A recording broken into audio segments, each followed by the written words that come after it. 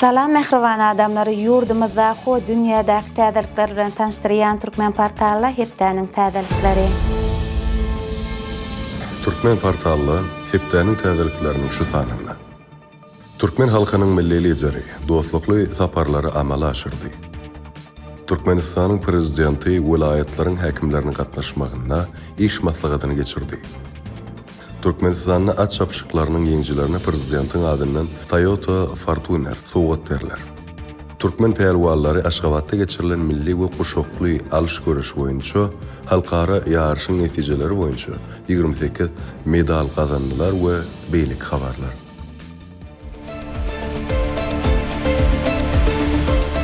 Uzunluğu 12 metre bolan 100 tonluk kısımlı soğuduculu yolokçu avtobusu şu günler Aşgabat'ın şay yollarına hareket ediyor. Cemiyetçilik uluğu başlangıç Tinag'dan geçiyor. Tinag üstünlüklü tamamlanandan soň ol şäher ilatyna hizmet edip başlar. Täze avtobus 3 kapıllar. Onu tölew geçirilişi sanly uluğu markalamalaşyrylýar. Ses we şekil uluğumna değişli enjamlar, Wi-Fi, el telefonlaryna elektrik gujur berjiler, yolokçuların rahatlygyny öpçün eder. Şeýlede mümkinçiligi çäkli yolokçular üçin enjam hemde haýsy durulga gelinenligini habar berýän ulgam gözeňine tutulanlar. 19 aprelde Gurbanuly Berdimuhammedow adına howanarlyga mätäş çağalara himayet bermek boýunça Haýyr Sahabat gaznasynyň bejeriş işleri boýunça vice-prezidenti Oguljahan Atabaýew Arkadaş şäherine Al Arabiya teleýaýlymynyň wekiliýeti bilen doşdy we bu teleýaýlymyň köp millionluk tomoşaçylar üçin interview berdi.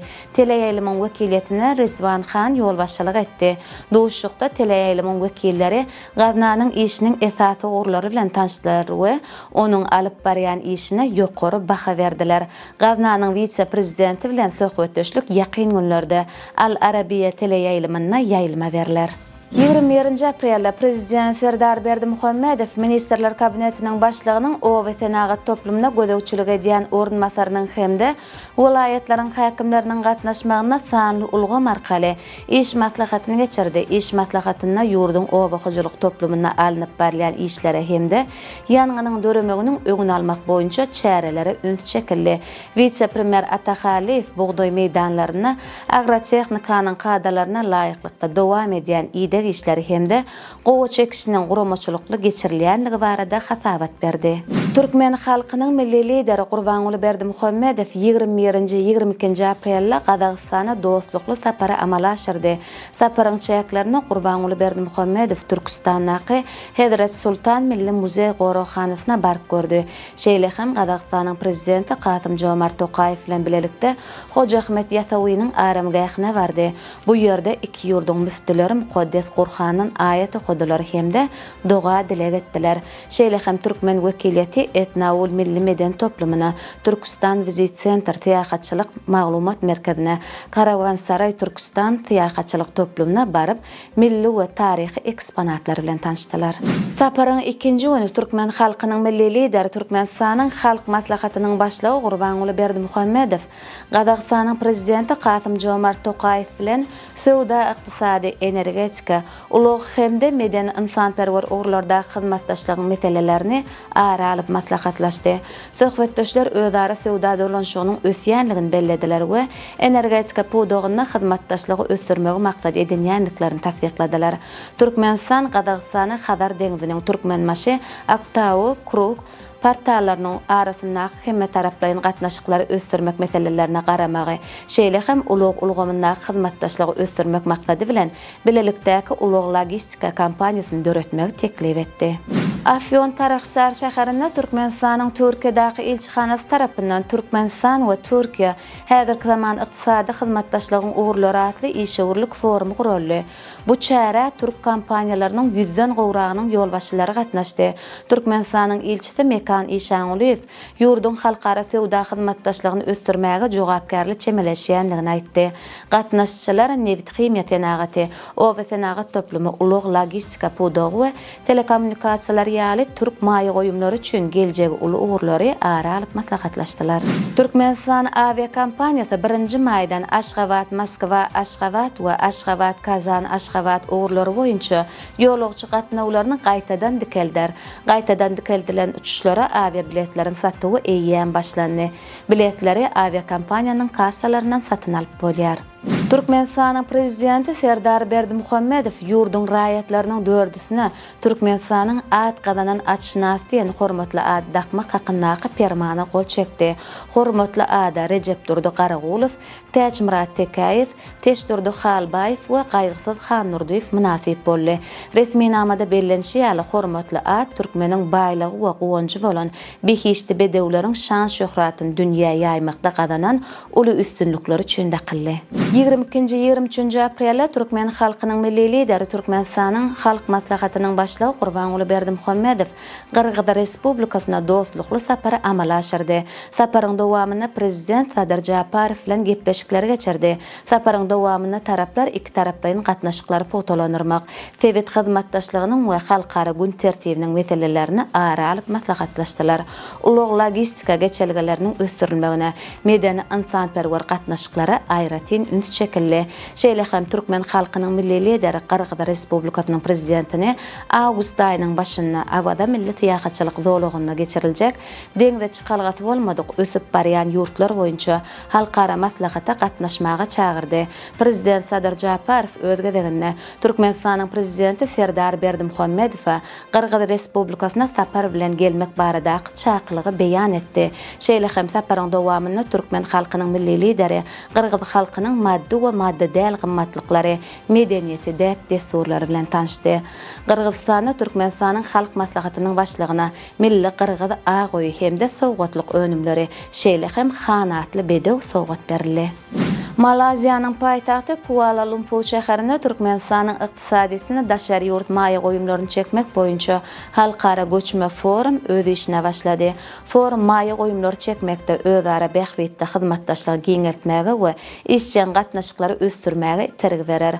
Forumda Maksat Babaýew ýurdun energetika pudugynyň strategik taýdan möhüm ugurlaryna, şol sanda dünýäniň iň iri gaz ýataklarynyň biri bolan Galkynyş käniniň täze tapgyrynyň özleşdirilmegi maýa goýumlaryny goýmagy teklip etdi. Şeýle hem forumda Birleşen Milletler Guramasynyň Aziýa we Ýuwaş umman sebit üçin ykdysady we sosial komissiýasynyň ýerine ýetiriji sekretary Türkmenistanyň maýa goýum mümkinçiliklerini ýokary baha berdi. 23 aprelde Dünýä Gözel Gulmanowa Horwatiýa Respublikasynyň Türkmenistana täze bellenen elçisi Hroboýa Svitanowiçden ynanç hatyn kabul etdi. Duşugyň barşynda iki taraplaryň şol sanyna halkara guramalaryň ilkinji nowbatda Birleşen Milletler Guramasynyň çäklerini üstünlikli ösdürilýän köp taraplaryň gatnaşyklary barada özara pikir alşmalar boldy. Diplomata Türkmenistanyň içeri we daşary siýasatynyň esasy ugurlary hemde milli parlamentiň düzümi, onuň kanun çykarjylyk işi barada giňişleýin gurrun berildi. Elçi döwletara hyzmatdaşlygyň mundan beýlekde pogtolanyrmagy ugrunda ähli tagallalaryny gaýgyrmajakdygyny aýtdy. Ýewropa parlamentiniň binasynda Türkmenistanyň Belgiýadaky elçisi Sapar Pelwanow bilen Ýewropa parlamentiniň başlygynyň diplomatik geňeşçisi Silvia Kasenskanyň arasynda duşuş geçirildi. Pelwanow Ýewropa parlamentiniň başlygy Roberta Metsolanyň adyna 12 dekabrda Aşgabat şäherine geçirilmegi meýilleşdirilýän halkara parahatçylyk we ananşmak forumuna gatnaşmak üçin resmi çakylyk hatyny gowşurdy. Taraplar halkara we Sowet gün tertibiniň möhüm meselelerini ara alyp maslahatlaşdylar. Häzirki geosiýasy ýagdaýlar barada pikir alşdylar hemde häzirki wagtda parahatçylykly dialogyň we köp taraplaryň hyzmatdaşlygyň ähmiýetiniň barha artýanlygyny bellediler. 23-24 aprelde Türkmen halkynyň milli lideri Türkmenistanyň Halk Maslahatynyň başlygy Gurbanuly Berdimuhammedow Özbegistan Respublikasyna 2 günlük dostlukly sapary amala aşyrdy. Saparyň dowamynda Gurbanuly Berdimuhammedow Şawkat Mirziýoýew bilen bilelikde Özbegistanyň taryhy, medeni we syýahatçylyk merkezleri bilen tanışdy hemde bir näçe medeni çärelere gatnaşdy. Saparyň ikinji gününe 24 aprelde Samarkandda Türkmenistanyň Halk Maslahatynyň başlygy Gurbanuly Berdimuhammedow bilen Özbegistanyň prezidenti Şawkat Mirziýoýewiň arasynda gepleşikler geçirildi. Gepleşikleriň dowamyna taraplar iki ýurdun arasyndaky strategik hyzmatdaşlygy mundan beýlekde pogtolanyrmagyň geljegi barada pikir alşdylar. Saparyň dowamyna Gurbanuly Berdimuhammedow Özbegistan Respublikasynyň iň ýokary döwlet syýlagy, ýokary derejeli dostluk ordeni bilen syýlaglandy. Türkmenistanyň prezidenti Serdar Berdimuhammedow Türkmen bedewiniň milli bayramynyň çäklerine geçiriljek at çapyşygynyň ýeňçisini syýlaklamak hakynda buýruga gol çekdi. Resminama laýyklykda at çapyşygynyň ýeňçisi 2023-nji ýylda öndürilen ak renkli Toyota Fortuner kysymly ýeňil awtolog bilen syýlaklanar. Syýlak Türkmenistanyň prezidentiniň adyndan gowşurylar. Türkmen bedewiniň milli bayramy Türkmenistanda her ýylyň aprel aýynyň soňky ýekşenmesinde bellenilýär. 25 aprelde Türkmenistanyň prezidenti Serdar Berdimuhammedow sanly ulgam arkaly Ministrler Kabinetiniň nowatdaky mejlisini geçirdi. Mejlisde döwlet durmuşyna degişli bir näçe meselelere garaldy. Ilki bilen mejlisiň başlygy Gulmanowa Türkmenistanyň kanunçylygyny kämilleşdirmek boýunça alınıp berilýän işler barada maglumat berdi. Soňra vice-premierler hemde Ministrler Kabinetiniň ýanyndaky ulug we kommunikasiýalar agentliginiň baş direktori gödäwçilik edýän düzümlerine alınıp berilýän işler barada hasabatlar berdiler. Döwlet başçysyny hasabatlary dinläp, alınıp berilýän işler bilen baglykda degişli ýol başçylary anyk tapşyryklar berdi. Hökümet mejlisiniň başçysyna prezident Serdar Berdimuhammedow 27 aprelde ýurtda Türkmen bedewiniň milli bayramynyň giňden bellenilip geçiljekdigini aýdyp, mejlise gatnaşçylar we ähli türkmen halkyny Türkmen bedewiniň milli bayram bilen tüýsürekden gutlady. 15-nji maýdan başlap Aşgabat bilen Abada milli syýahatçylyk dowlugynyň arasynda ýygyderli awtobus gatnawy ýoly goýular. Petekleriň sany we gatnawyň açylmagyny 10 gün galanna awuk.com.tm saýtyna we şäher ara bilet iqçam oşunlysyna şeýle hem Aşgabatyň halkara howa mendiline we Awada sewda merkezine amal aşyrlar. Dünya täzelikleri. Hataylı alimler yukarı ýylly ukynyň hoply ýokanç kesel bilen kesellemek tewekkelçiligini 12 göterm adalçylygyny anykladylar. Bu özlük 40-73 ýaş aralygyndaky 400 000 töweregi adamy öz içine aldy we 13 ýyl dowam etdi. Gora täsiri esasen 60 ýaş içinde adamlarda has güýçli ýüze çykýar. Dubay şokoladynyň meşhurlygynyň ýokarlanmagy pisse bazaryna krizise sebäp boldy. Bahalar 450 gram üçin $7,165 $10,130 çenli ýokarlandy. Amerikanyň Birleşen Ştatlaryna hasatlyk we Iranyň Birleşen Arab Emirliklerine eksportyň 40 göterm ýokarlanmagy sebäpli ýagdaý hasam agyrlaşdy. Ýer şokolad öndürjüler artýan isleýi kanagatlandyryp bilmeýärler. 2021-nji ýylda çykan Kadaif we pisse bilen doldurylan Dubay şokolady sosial ulgamlarda ýaýrady we TikTokda 120 millionyň gowrak tomyş edildi. Berkeley'däki Kaliforniýa Uniwersitetiniň alimler topary adam gözüne düýbünden täze renki olo diýilip adlandyrılan adatdan daşary doýgun gök ýaşyl öwüşüni duýmagy mümkinçilik berýän tehnologiýany işläpdirdi. Alimler oz lazer ulgamyny ulanyp diňe konusly saýlap gyjyndyryp synak edýänlere adatdan daşary doýgun renki görmäge mümkinçilik berdiler. Synaklara gatnaşanlar olo öwüşüniň duýgullygyna iň ýokary 4-den 4 baha berdiler. Şoňa meňdeş öwüşürleriň monochromatik renkleri bolsa, bary ýogy 2,9 baha aldy. Bu açyş hakykatdan hem onuň täzerenk hökmünde klassifikasiýa edilip bilinjekdigi habarda almy jemgyýetde gyzgalanly jedel döretdi. Birleşen Arab Emirlikleriniň paýtagtynda görüşi pes mehmanlar üçin ilkinji ýörite kenar açyldy. Bu başlangyç jemgyýetçilik ýerleriniň elýeterligini üçin etmek boýunça döwlet maksatnamasynyň çägine amal aşyryldy. Täze kenar jeýt 3 etrafyndaky Korniş kenarya gatynda ýerleşýär we 1054 metr meýdany egelýär. Teňiz kenaryna girmek görüş bozuklugy bolanlar we olara ýollaşlyk edýän bir adam üçin mod. Infrastruktura taktil ýodalary, braille ýazyw bilen ýol görkezjileri, suwa düşülýän ýere girmek üçin ýüpli ýoly we ses duýdurşlary, ýörüte ýüzýän kürsüleri uygullaşdyrylan sanitariýa otoglaryny we awtolog duralgalaryny öz içine alýar. Deňiz kenary her gün ýerden saat 6-dan ýary gece çenli açykdyr. Ýöne ýüzmäge diňe gün ýaşaýan çagar ruhsat berilýär. Bu ýerde hemişe Lukman nowatçylyk edýär. People jurnaly Demi Moore 2025-nji ýylyň iň owadan adamy diýip eglan etdi. 62 ýaşly aktrisa okujylaryň ses berilişigi esasyna ýeňji boldy we jurnalyň may aýynyň aksanynyň ýüzüne öwrüldi. Demi Moore 62 ýaşyny özüni ýaşlykdakydan has gowduýanlygyny we bedenini bolşuýal kabul edýänligini aýtdy. Kırgızstanyň prezidenti Sadir Japarow döwlet sanly valyutasyna girmek barada kanuna gol çökdi. Resminama laýykylykda Respublikanyň Milli Banky häzirki wagtda ýurtda resmi töleg serişde sökmenine ikarar edilen elektron som çykarmak üçin aýratyn hukugy aldy.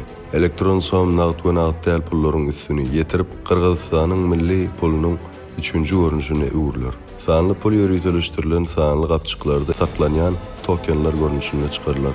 Elektron som ullanmak üçin Respublikanyň Milli Bankynyň ýolbaşçylygyna aýratyn platforma berildi. Sport täzelikleri. Türkmenistanyň ýygnasy Bangkokda geçirilen kickboxing boýunça dünýä kubogyna 14 medal, 7 altyn, 4 kümüş we 3 bürünç medal gazandy. Toporyň dödümine 13 turgan çykyş etdi. Wakonyň oňarlygyna geçirilen ýarşlary dünýäniň 40 goly ýurdundan 800 goly turgan gatnaşdy. Häzirki wagtda Türkmenistanda bu sport görnüşi bilen 5000-den gowrak adam meşgullanýar. Türkmenistanyň hokkey boýunça milli ýygnasy Istanbulda geçirilen A toporyň 3-nji diwizionyna dünýä çempionatynyň açylyş oýunyna Bosniýa we Hersegoviniýanyň toporyny 3 bir hasabyna ýeňdi. Türkmen toporynyň düzüminde Musa Annasaparow, Kerwen Baýliw we Döwlet Haydarow şaýba geçirdiler. Şeýle hem milli ýygnasynyň hokkeyçilari A toporyň 3-nji diwizionyna Türkiýanyň toporynyň üstün çykdylar. Duşuk Istanbulda geçirilen 2-1 hasabyna tamamlandy. Ýeňjileriň düzüminde Kerwen Baýliw 8-nji minut we Aleksandr Vakhovski 22-nji minutda şaýbany derwede geçirdiler. Türkmenistanyň milli ýygnasy Aşgabatda geçirilen sportyň milli we goşakly alış-berişi boýunça halkara ýarşyň netijeleri boýunça jemi 28 medal gazandylar. Türkmen türgelleri 12 altyn, 10 kümüş we 6 bürünç medala munasip boldylar. Halkara ýarşyň birinji gününde Türkmenistanyň ýygyny topary Türkmen milli görüşi boýunça jemi 14 medal gazandy. Soňra alış-berişi boýunça hem jemi 14 medal gazandy. Ýewropanyň we Aziýanyň 13 ýurdunyň wekilleriniň gatnaşmagyna geçirilen halkara ýarş 2024-nji ýylyň maýyna garşy döwletler arkalyşyklarynyň hökümet başçylarynyň genişiniň mejlisine Aşgabatyň arkalyşygyň täze sport mümkinçilikleriniň şäher diýilip aglan edilmegine bagşlanan şäherleriň maksatnamasynyň çäklerine geçirildi. Merhaban adamlar, size yitirmezlen täzeliklerimiz şulardan ibaret. Ähli habarlar bilen bolsa, Türkmen Portal web saytymyzdan dolugyna tanyşyp bilersiňiz. Ýatdan çykarmaň, Türkmen Portal siziň iň ygtybarly maglumat çeşmäňizdir. Sag bolun.